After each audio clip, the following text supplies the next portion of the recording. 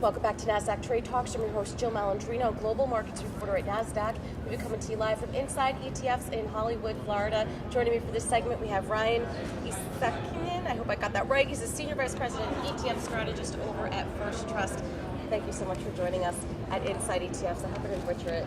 Oh, you didn't butcher it too bad. I'm used to my last name getting butchered all the time. Thanks for having me, Jill. All right, certain ETF providers, you choose to build or acquire robo-advisors that market directly to investors, but First Trust doesn't do that.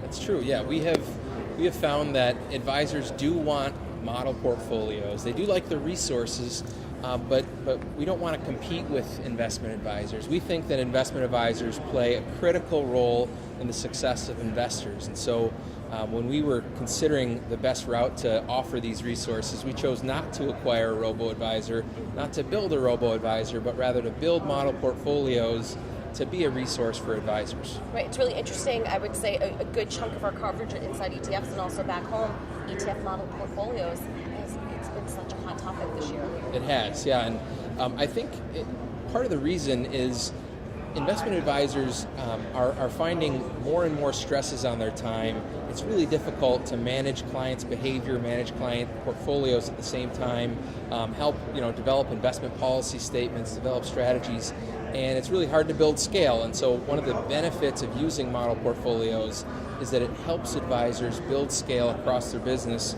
and offer a consistent experience to their clients. Hopefully build more business too while they're at it. That's right. All right, so First Trust, how are your model portfolios distinctive from other providers that are out there? I think they're different in a few ways. I think probably the first way that's most obvious is that they're infused with First Trust's intellectual capital. We provide a lot of thought leadership in the ETF industry and in the investment industry, broadly speaking. And the question we've sometimes gotten is, how do you then take that thought leadership, that intellectual capital, and use it to construct allocations? And so our models are a way of doing that. And secondly, they're different in that they're using innovative, unique strategies, not just replicating a benchmark, but rather trying to outperform benchmarks, and doing that in ways like targeting narrow themes, narrow industries, things like cloud computing, for example. Right. That's a theme that we've got exposure to in our models, or an industry like biotechnology, where we've got really narrow focus. We also use multi-factor strategies, and so taking advantage of some of these factors that have resulted in better performance. And then lastly, we use quite a bit of active management. First Trust is the largest provider of actively managed ETFs in the industry.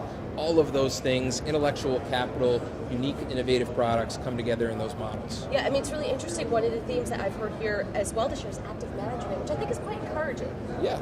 Well, there are certain asset classes, Jill, that benefit more than others when it comes to active management. Certainly, it's difficult to add value to something like large cap U.S. equities.